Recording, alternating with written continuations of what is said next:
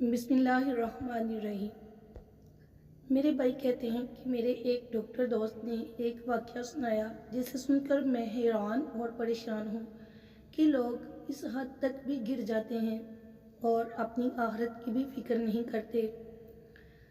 Doctor کی زبانی ہی سن لیجئے۔ بحیثیت ڈاکٹر میری پیشہ ورانہ زندگی میں سب سے عبرتناک موت میری اس مریضہ کو آ رہی تھی، اور اسے دیکھ کر مجھ سمیت سارا عملہ اللہ سے اپنے گناہوں کی معافی مانگ رہا۔ مریضہ کا نام سمرا تھا۔ سمرا کو فالج کا اٹیک ہوا تھا۔ فالج کے اٹیک کی وجہ سے سمرا کا دل سکڑتا جا رہا تھا۔ بطور ڈاکٹر میں جانتا تھا کہ سمرا کا بچنا اب ناممکن ہے، لہٰذا میں نے اس کے بیٹے کے پاس جا کر بتایا کہ اس کے پاس فقط 1 ہفتہ ہے۔ میں ادویات لکھ کر دے دیتا ہوں، آپ انہیں گھر لے جائیں، جب تکلیف ہو تو دوا کھلا دیں۔ میری بات ابھی مکمل نہیں ہوئی تھی کہ مسعود سے پہلے مسعود کی بیوی اور سمرا کی چہیتی بہو بول اٹھی تھی کہ نہیں، سمرا کو گھر نہیں لے جا سکتے۔ سمرا جب تکلیف کی شدت کی وجہ سے آہ و بکا کرتی ہے تو میری نیند خراب ہو جاتی ہے اور بچے بھی ڈر جاتے ہیں۔ سمرا کی بہو کے سمرا کے بارے میں کہے گئے الفاظ سن کر بے اختیار میرے ہاتھ کانوں تک گئے تھے اور میرے منہ سے استغفر اللہ نکلا تھا۔ میں نے مسعود کی طرف دیکھا جو سر جھکائے بے بس کھڑا تھا، جیسے بیوی کے فیصلے کی تائید کرنے کے لیے ہمت جمع کر رہا ہو۔ لیکن جب مسعود مخاطب ہوا تو اس نے اپنی ماں کے لیے الفاظ میں اپنی بیوی سے بھی کم ہمدردی جتائی اور کہا کہ جب میری ماں مر جائے تو مجھے کال کر دینا، میں عیدی والوں کو کہوں گا وہ لاش وصول کر لیں، جبکہ آپ کی فیس آپ کو کل مل جائے گی۔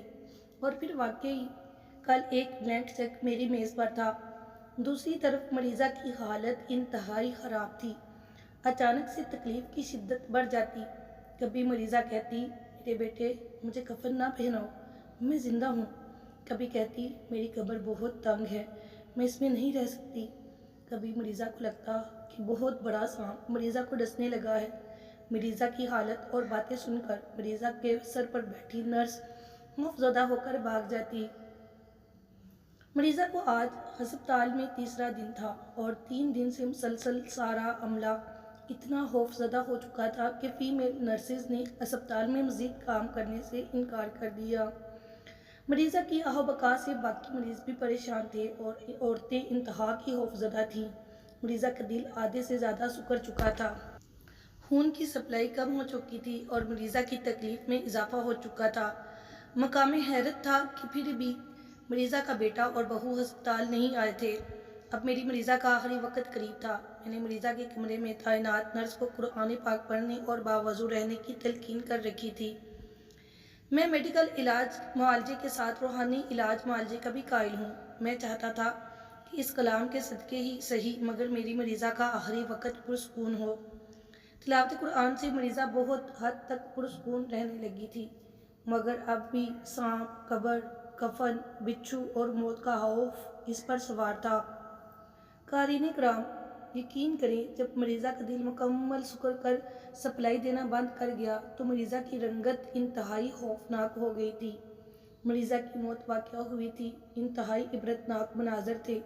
جب مریضہ کے بیٹے کو اطلاع دی گئی تو اس نے یہ کہتے ہوئے آنے سے انکار کر دیا کہ وہ بزنس کے سلسلے میں شہر سے باہر ہے۔ مریضہ کی بہو نے بھی ہسپتال میں آنا مناسب نہ سمجھا۔ مجبوراً مریضہ کی لاش عیدی والوں کے حوالے کرنا پڑی۔ یقین کریں مریضہ کی جب آخری سانسیں چل رہی تھی تب ہی مریضہ کے جسم سے بوسیدہ لاش جیسا تعفن اٹھ رہا تھا۔ مریضہ کی موت کے بعد میں نے تحقیق کی تو پتہ چلا کہ مریضہ کالا جادو کروا کر لوگوں کو اذیت سے دوچار رکھتی تھی، بلکہ مریضہ نے کالے جادو کے ذریعے سے کئی لوگوں کو اپاہج اور کئی لوگوں کی جان لی تھی۔ میری دعا ہے کہ اللہ پاک سب کو شیطان کے شر سے محفوظ رکھے، آمین۔